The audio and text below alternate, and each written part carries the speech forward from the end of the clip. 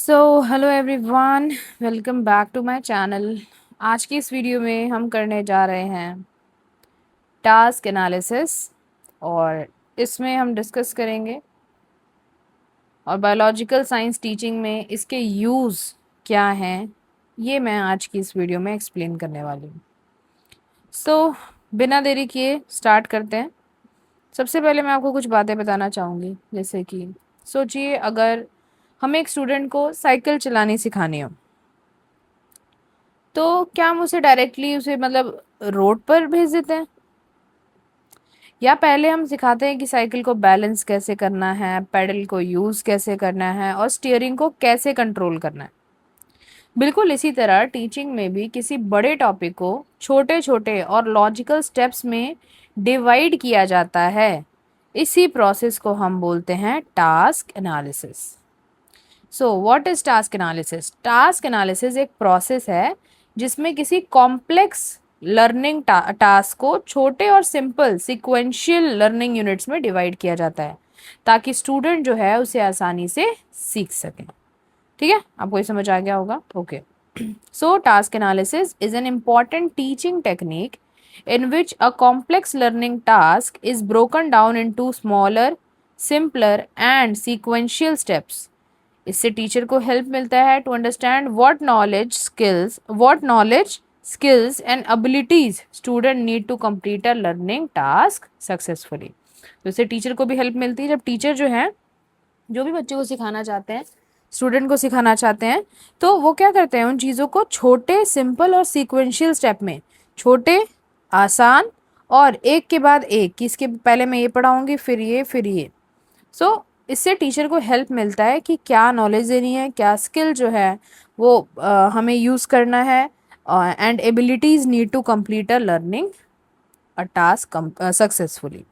According to educational psychology, task analysis help in planning instruction systematically and ensures effective learning. इसका simple सा मतलब आप ऐसे समझो कि एक बड़े लर्निंग टास्क को, बिग लर्निंग टास्क को छोटे मैनेजेबल स्टेप्स में तोड़ देना। ठीक है, कोई बिग लर्निंग टास्क है,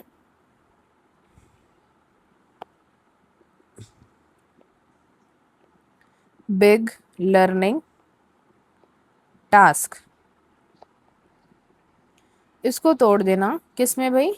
स्मॉल मैनेजेबल स्टेप्स में।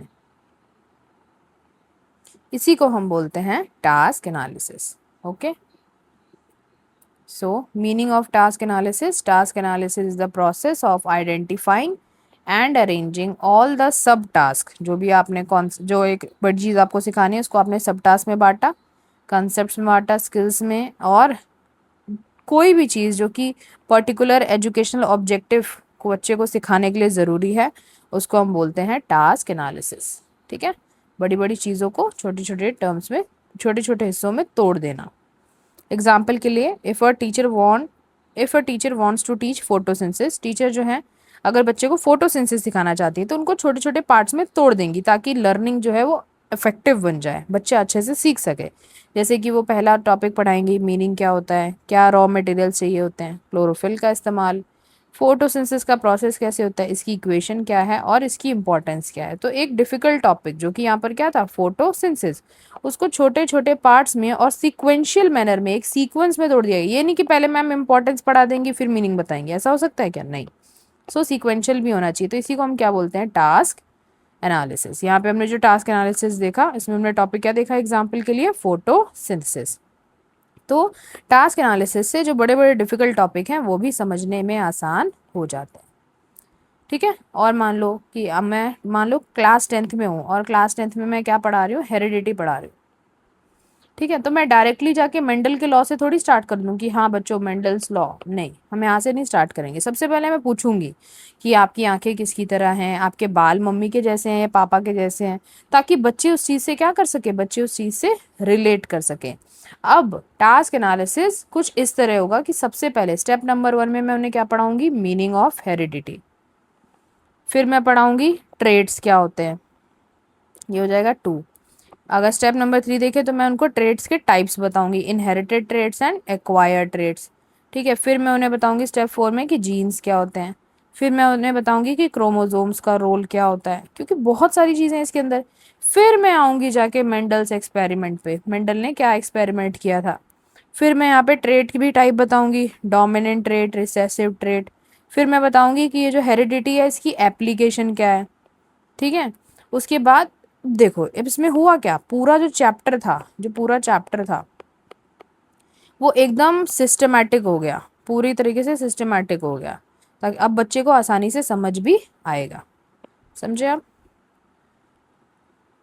Okay.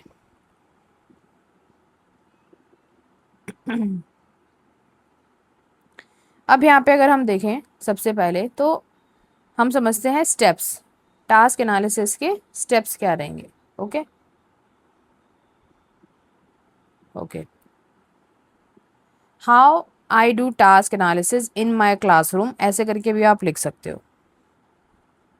So steps of task analysis in the classroom. सबसे पहला, identify the learning outcome. Teacher को पता होना चाहिए कि वो बच्चे को क्या सिखाना चाहते हैं।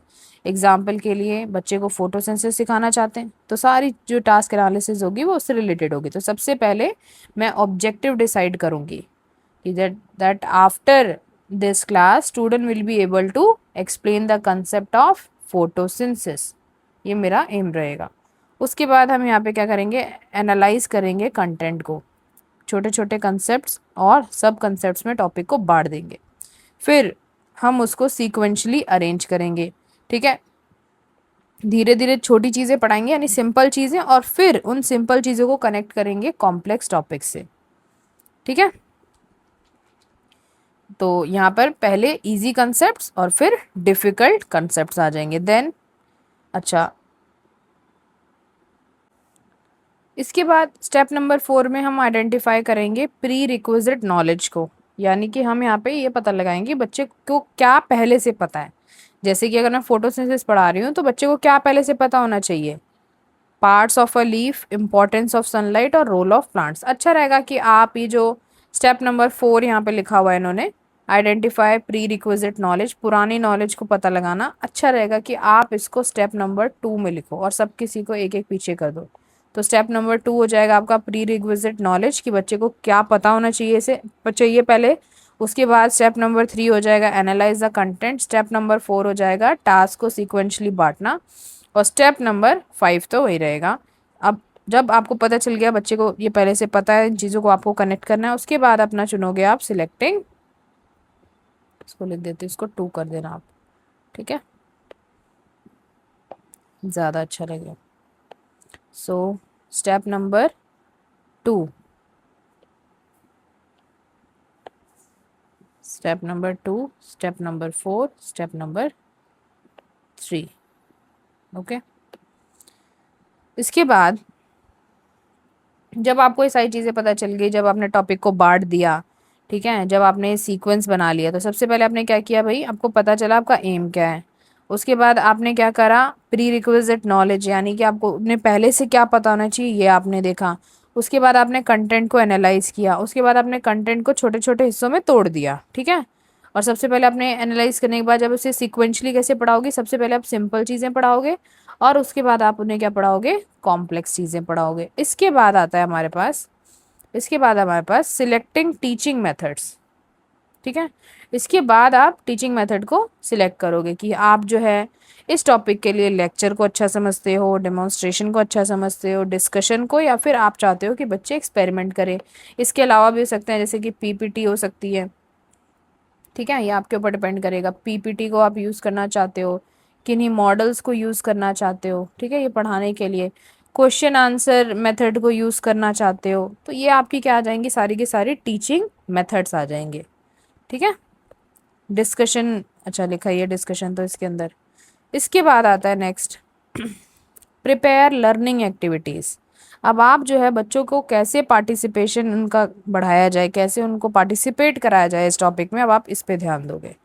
ठीक है, इसके बाद आता है इवेल्युएशन। इवेल्युएशन में आप ओरल क्वेश्चन पूछ सकते हो, क्विजेज करा सकते हो, असाइनमेंट्स भी दे सकते हो। तो इसके ज़रिए जो है आप चेक कर सकते हो कि वेदर जो आपका लर्निंग आउटकम था, जो आपका एम था, जो आप बच्चों को सिखाना चाहते थे, क्या वो पूरा हुआ या नहीं हुआ। ठीक है, इसमें देखो how I do task analysis in my class. तो मान लो टॉपिक लिया मैंने हेरिडिटी क्लास 10, तो ऑब्जेक्टिव क्या है मेरा कि बच्चे क्या सीख जाएंगे, एंड तक हेरिडिटी और इनहेरिटेंस ऑफ ट्रेट के बारे में सीख जाएंगे। अब मैं इसका बनाऊंगी टास्क एनालिसिस। ठीक है, तो ये कुछ ऐसा दिखेगा टास्क एनालिसिस। यहाँ पे रहेगा मेन टॉपिक, यहाँ पे रहेंगे सब टास्क। मेन टॉपिक क्या है, मान लो इंट्रोडक्शन ऑफ हेरिडिटी मुझे पढ़ाना है, तो इंट्रोडक्शन ऑफ हेरिडिटी अगर मुझे देना है तो इसमें मैं मीनिंग को एक्सप्लेन करूंगी। मुझे ट्रेड्स अगर समझाना है तो मैं एग्जांपल्स के साथ इसको समझाऊंगी। जीन्स में जीन रहेगा मेन टॉपिक, तो सब सब टास्क इसका क्या रहेगा बताओ, डेफिनेशन बताना और इसके फंक्शन बताना। क्रोमोसोम्स में स्ट्रक्चर और रोल को एक्सप्लेन करना। फिर आता है मेंडल का एक्सपेरिमेंट, जिसमें मैं पी प्लांट एक्सपेरिमेंट बताऊंगी। फिर मैं समझाऊंगी लॉ ऑफ इनहेरिटेंस, जिसमें मैं डोमिनेंट और रिसेसिव ट्रेट्स के बारे में बताऊंगी। उसके बाद बताऊंगी इसके एप्लीकेशन क्या है, यानी हमारी डेली लाइफ में कैसे इंपॉर्टेंट है। मैंने यहाँ पे मेन टॉपिक लिखे और यहाँ पे कैसे मैं उन्हें समझाऊंगी। तो अगर मुझे इंट्रोडक्शन देना है तो मैं मीनिंग बताऊंगी, मुझे ट्रेड समझाना है तो मैं एग्जांपल्स दूंगी, मुझे जीन समझाना है तो पहले मैं डेफिनेशन दूंगी और फिर जीन के फंक्शन बताऊंगी। आप ऐसे करके अपनी टास्क एनालिसिस बनाओगे। नाउ टीचिंग प्रोसीजर्स क्या हो सकते हैं इसके अंदर।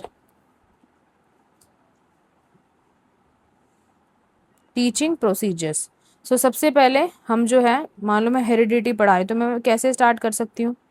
मैं जो हूँ एग्जाम्पल से स्टार्ट करूँगी, बच्चों की फैमिली से रिलेट करके, ताकि बच्चा उससे कनेक्ट करे। उसके बाद मैं एक्सप्लेन करूँगी कि ट्रेट और हेरिडिटी का मतलब क्या है। फिर मैं उन्हें जीन और क्रोमोसोम के बारे में बताऊँगी। उसके बाद मेंडल का एक्सपेरिमेंट बताऊँगी। फिर मेंडल के एक्सपेरिमेंट में जो डोमिनेंट ट्रेट और रिसेसिव ट्रेट के बारे में बताया गया है वो बताऊंगी। अच्छा, मेंडल के कितने एक्सपेरिमेंट थे, 3 एक्सपेरिमेंट, तीनों के बारे में बताना रहता है। Law of dominance, law of segregation and law of purity of gametes.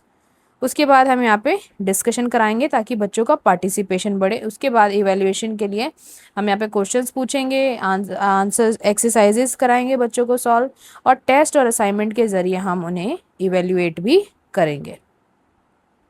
अब अगर मैं यहाँ पे बात करूँ कि एडवांटेजेस क्या रहते हैं जब आप किसी बड़े टॉपिक को छोटे छोटे पार्ट्स में बांट लेते हो सीक्वेंस में, कि कैसे आपको ये चीज़ बच्चों में डेवलप करनी है, कैसे सिखाना है, तो इससे क्या होता है, इससे क्या फ़ायदे होते हैं। तो सबसे पहला फ़ायदा है, इससे लर्निंग जो है वो आसान हो जाती है।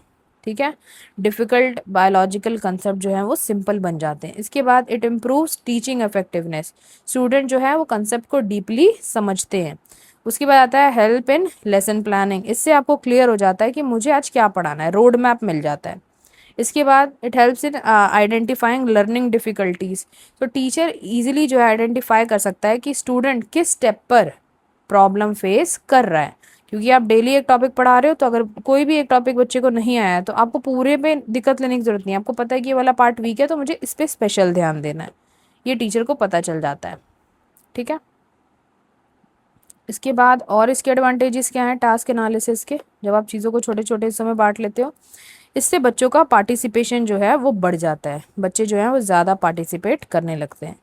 ठीक है, अच्छा, it encourage active participation. Next, इससे बेटर इवेल्युएशन होता है एंड इंडिविजुअलाइज्ड आप इंस्ट्रक्शन जो है दे सकते हो, यानी teaching can be adapted according to the learners need. यानी इंडिविजुअलाइज्ड मतलब क्या होता है कि आपको बच्चों के हिसाब से आप जो है उन्हें सिखा सकते हो।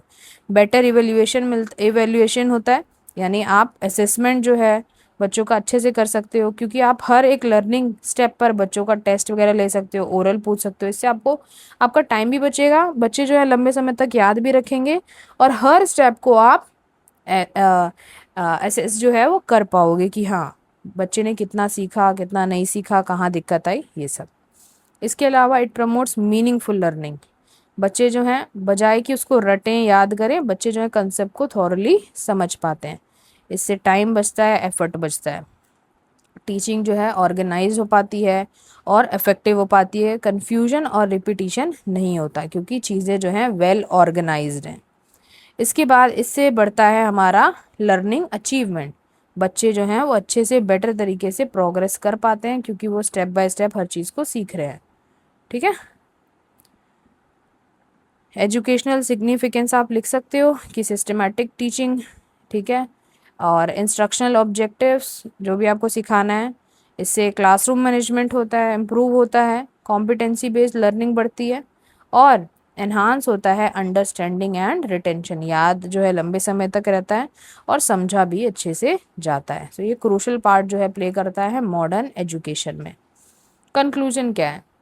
सो to conclude, task analysis is a scientific and systematic method, आप लिख सकते हो ऐसे कि टास्क एनालिसिस जो है साइंटिफिक और सिस्टमेटिक मेथड है टीचिंग का, जिसमें कॉम्प्लेक्स बायोलॉजिकल टॉपिक को स्मॉलर लर्निंग यूनिट्स में बांट दिया जाता है। इससे टीचर जो है वो अच्छे से इफेक्टिवली पढ़ा सकता है और बच्चे भी जो हैं वो मीनिंगफुली सीख सकते हैं। इसीलिए टास्क एनालिसिस जो है वो बहुत इंपॉर्टेंट रोल प्ले करता है बायोलॉजिकल साइंस की टीचिंग में। समझ आया आपको? और आप इवेल्युएशन भी अच्छे से कर सकते हो। तो इसमें क्या क्या आता है? सबसे पहले तो इंस्ट्रक्शन मतलब आपको टीचर को पता चल जाता है क्या पढ़ाना है, कैसे पढ़ाना है, कैसे छोटी छोटी चीज़ों में उनको बांटना है ताकि कोई चीज़ दोबारा रिपीट ना हो और कोई इसी तरीके का कोई कन्फ्यूजन ना हो। इसके बाद प्री रिक्विजिट नॉलेज को आइडेंटिफाई करेंगे टीचर कि बच्चे को पहले से क्या पता होना चाहिए, उससे कनेक्ट करके मैं ये टॉपिक पढ़ाऊँ। इसके बाद सिलेक्ट करेंगे अच्छा सही मेथड क्या होना चाहिए। उसके बाद बच्चे को जो है इवेल्युएट किया जाएगा। तो इसीलिए टास्क एनालिसिस जो है एसेंशियल टूल है अगर आप चाहते हो कि आपकी क्लासरूम में टीचिंग और लर्निंग दोनों ही क्या हो, सक्सेसफुल हो। आई होप आपको ये वीडियो पसंद आई होगी। और आज जो है क्योंकि 12 बज गए हैं, 12:01, तो ये 4 तारीख हो चुकी है, तो इस हिसाब से दोस्तों 5 को हमारा एग्ज़ाम है। ठीक है, सबको best wishes, Kurukshetra university. And अगर आपको वीडियो अच्छी लगी हो तो do like it, share it and subscribe it. Thank you for watching. Have a good night.